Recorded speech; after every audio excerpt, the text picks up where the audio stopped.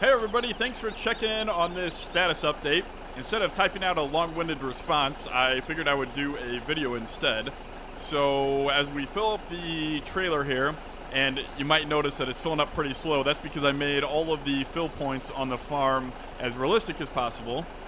So I forget what the fill rate on here is, but I did the math to calculate what an auger like this would realistically fill a semi, or well, anything up, and I changed that. So I finished the field definitions, guys. This took forever. I could not believe. Maybe if we go to this view, yeah, one solid color, you can see that it is a little. Yeah, we'll stick with that. You can see that there's a lot of curves. You know, so for example, field 15. It's actually the outline here, but, you know, so the outside edge of a field is typically a square or it's the boundary of a major little creek. But typically, like just the waterways you see in the middle of a field, I had to put those because everything in the middle of this map kind of drains towards the creek here going through the middle of the area. And so I had to model those and... Well, not model. I had to make those with the field definitions, and it's a pain in the butt. It took so long. Oh, okay. So enough complaining. That is done. As you can see, though, there is a little bit of a problem with the map. This is actually an old PDA. So when you have the growth there, it covers up the names of all the owners of the fields that I had on there from FS15. So I'll have to change that and maybe I'll include a PDF or something in the map with a guide and, you know, something similar to this. But that is that issue. And the other issue is it's going to be hard for people to tell if they buy field 15 that it actually means all of those little sub areas of the field in between the waterway. It's actually farmed as one field typically. So for example, like field 6, that is what we call grandma's field. It's got a couple waterways. We plant that east to west, you know, so we plant end rows, and then when we plant, we go all the way through. We lift up the planter in the waterways. The same as cultivating. You cultivate it a little bit different, but you plant it and harvest it, you know, all continuously one field. You don't do, oh, this little section, oh, this little section, oh, this little section. It is all one field. And you plant as many straight rows as possible. That helps your corn yields and it helps your soybean yields a little bit as well. Straight rows. So think straight rows when you do this map, when you're figuring out how to plant a field, and you will get along just fine. But again, I think I'll include a PDF with what field 15, for example, contains when you buy field 15, which fields that actually belong to. Because I don't think I'll keep those. I basically hand painted those on the map, but it looks ugly because when you... Yeah, they're covered up. Anyway, the route we'll be taking, if you recall in the last video, we went north along Springfield to Queenwood Road and then south over here to the fictional pig feed place. Instead, we will be going south along Springfield Road all the way down here to Allentown, and then we'll take Allentown all the way over to Bear Road, and we'll take south on Bear Road to Fremont Co-Op. Fremont Co-Op is actually about where this quit button is in real life, but it would not fit on a 4X map, so I had to move a little bit to the north. And in case you missed it in the first video, this is actually a 6 kilometer by 6 kilometer area, and I squeezed it on a 4X map, which is 4 kilometers by 4 kilometers, so it is scaled slightly. So these fields, everything is a little bit bigger than you see in real life. So yeah, on the way home we will take, there's actually a dirt lane here between Allentown and Broadway Road. We'll take that, and then we'll probably turn off in one of these other fields. Maybe we'll take that little path up the E-brines. But yeah, we'll just play that by ear. So let's tarp the semi, and oops, we don't want to go backwards. Let's take off here. We'll get off the scale there on the right, and off we go. We will minimize. Well, let's do that. There we go. So now we get now we get a little bit better screenshots. And as you saw, traffic is moving at a pretty decent clip. You do have to be careful when pulling out. Traffic will stop in time. As you'll see here, we'll just stop for this car. Get a little bit more straight. So they will stop just barely in time. And we're going to have to hit them. Well, oh, come on, guys. So obviously this is not what I would do in real life, but it is a practical demonstration. All right, back on the road after those shenanigans. Sorry about that. I just wanted to show you the stopping distance and then got in a little bit of trouble. These roads are kind of narrow. I'm thinking about maybe widening them slightly, but I don't know. That remains to be seen. We'll try to drive from outside the cab as much as possible, but it is awful. It's harder to do with, I don't want to hit cars and cause accidents, so that would be even uglier. Those radio towers on the right, those have gotten knocked over by tornadoes, I think, probably 3 times in my life. Maybe 4, definitely at least 2. I remember coming up from the basement and seeing those all twisted and crumpled on the ground. I should probably try to find a picture. That'd be awesome. This stop sign I hate it.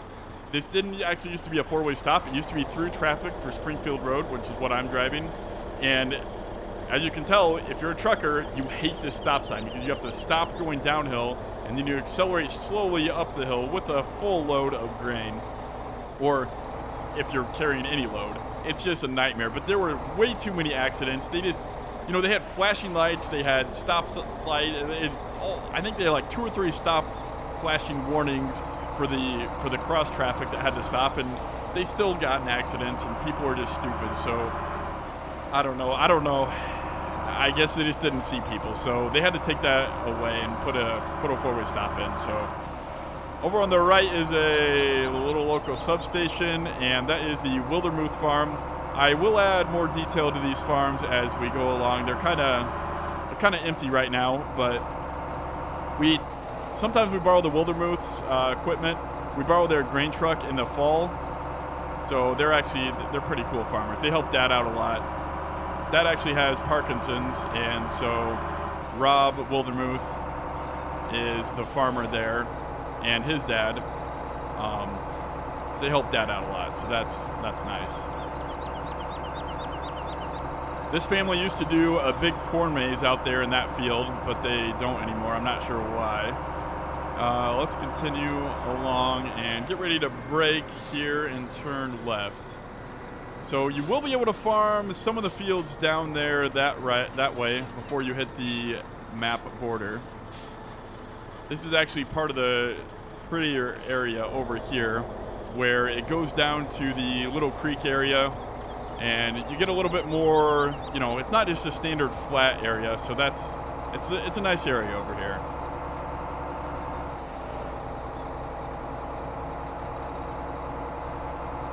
I'm not sure who lives there. I'm not sure who farms these fields off the top of my head.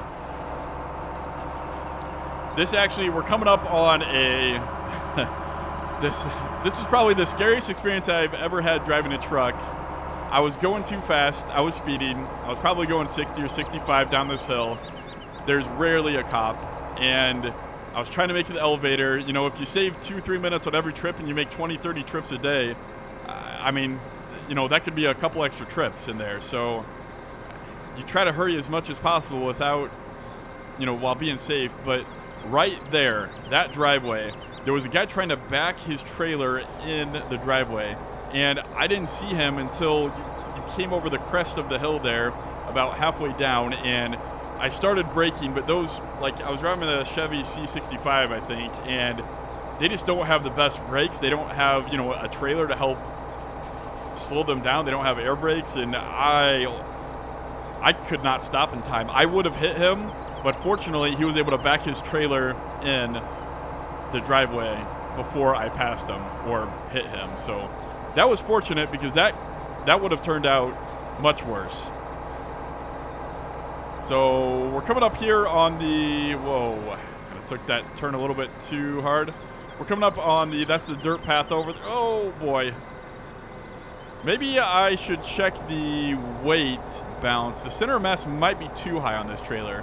I don't think a turn that shallow would have caused me to tip, but you do have to be really careful with these trucks. They are really easy to tip. I believe that Brad Zimmerman farms one of those fields. I think it's that field there, right next to the interstate. He farms that one. He's actually who you will buy seed from over on the north side of the map. So I think we drove by there when we went to get the pig food.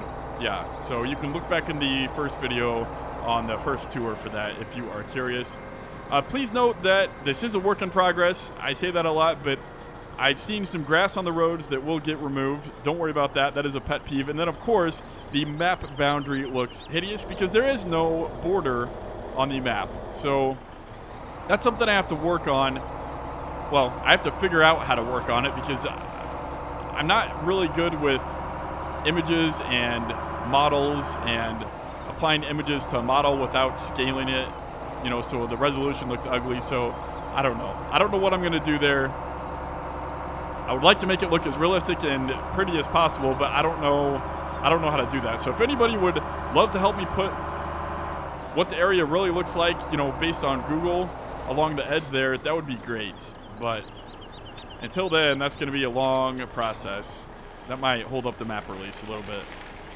Anyway, we are here at Fremont Co-Op.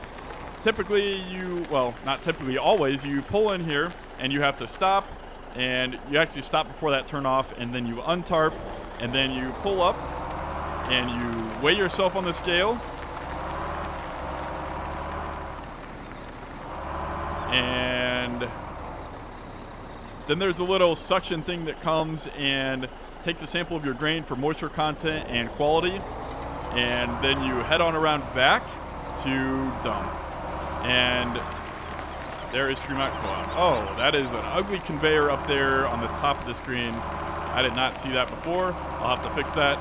Work in progress, guys. Just bear with me. All right, and let's go around. Corn is at the back.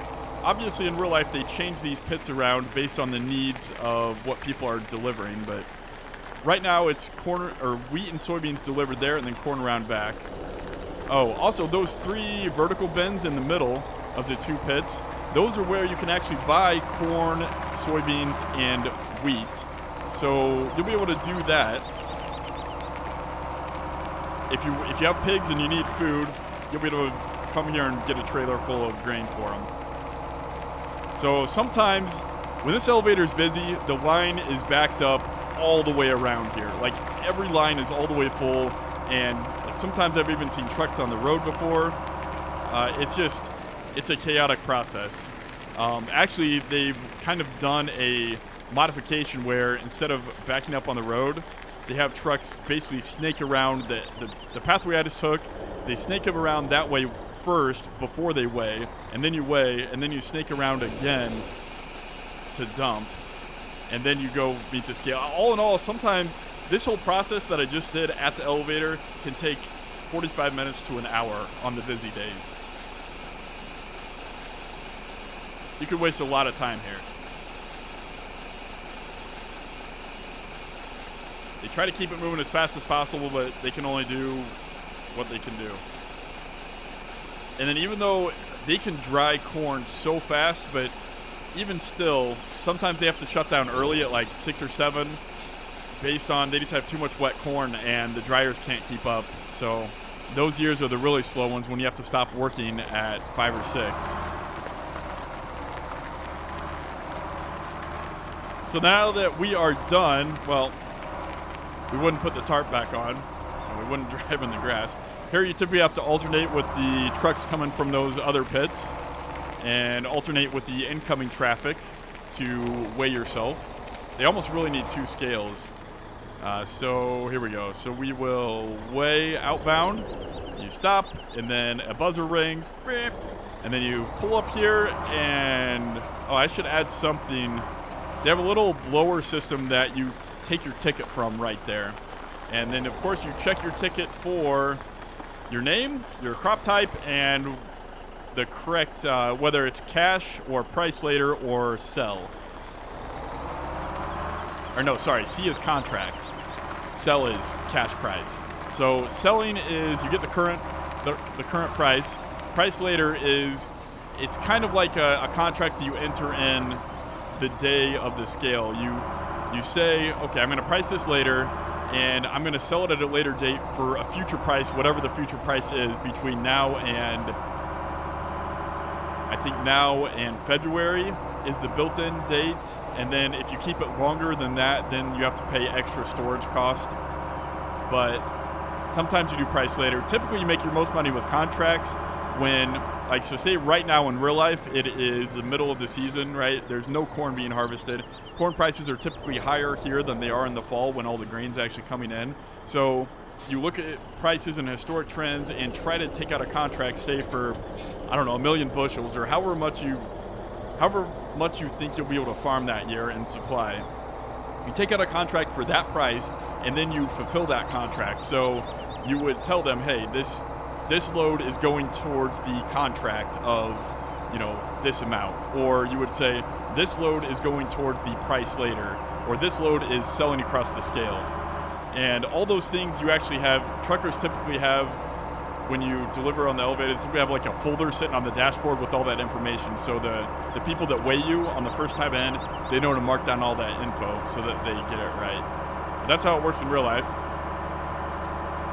Obviously, you can't go into that much detail. I would love if they had some kind of simple market system where, you know, instead of just having a great demand, you would have, you know, a contract that you could fulfill, you know, something simple like that. I know they kind of do something like that with missions, but they're not really real like they are in real life. So this is the dirt path that we will take. This is the alternate route to home. And it is actually really smooth in real life. There's a few potholes you have to worry about, but mainly when you have a full load. If you go over one of those potholes with a full load, you can easily cause some serious damage on your truck. So most of these field boundaries, I'm actually going to change them, and it should just be all one field terrain. There shouldn't be grass in between, because there's not grass. Like the field right here, there is not grass in between that field in real life. I just kind of separated them slightly in the game. So I'll go back in the map editor and add in field terrain there so it looks more like it does in real life. And here we go. This is Broadway Road. We have no traffic. All right, let's take a left. And we will, yeah, we'll go down Ebrines, I believe.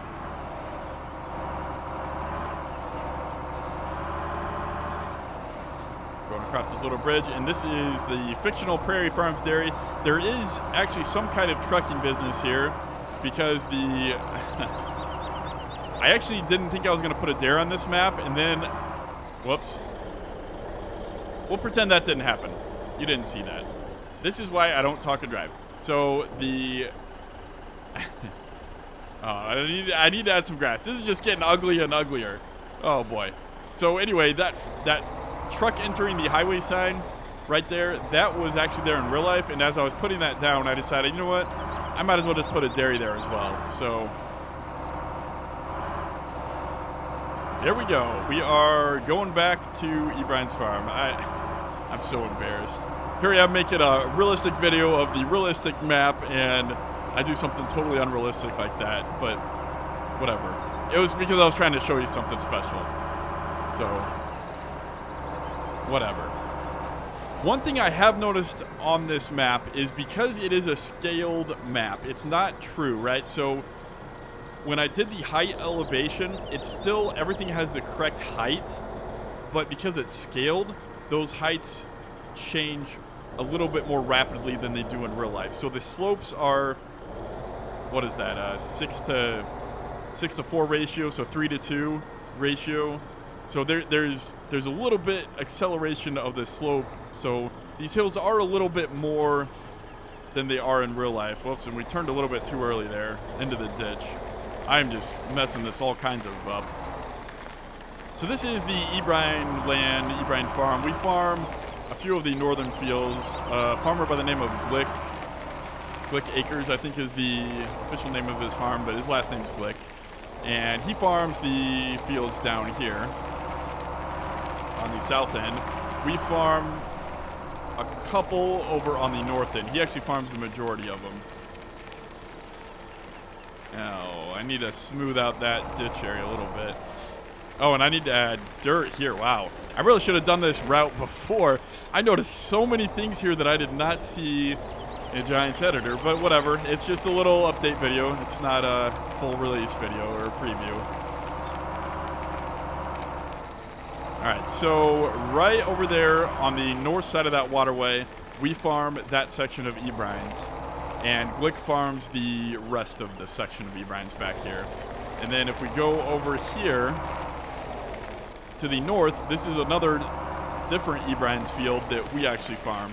So we'll just park here, and I think we'll leave it here with a nice shot there of the farm. So that is our home, and this, it's actually amazing how much like real life this looks. I'm really happy with the work so far. There's a lot of detail, little things that I've noticed, you know, that even I haven't said on the video, commented about, but there's a lot more stuff I need to add to this map, and but I think we're ready for a little bit of testing at least.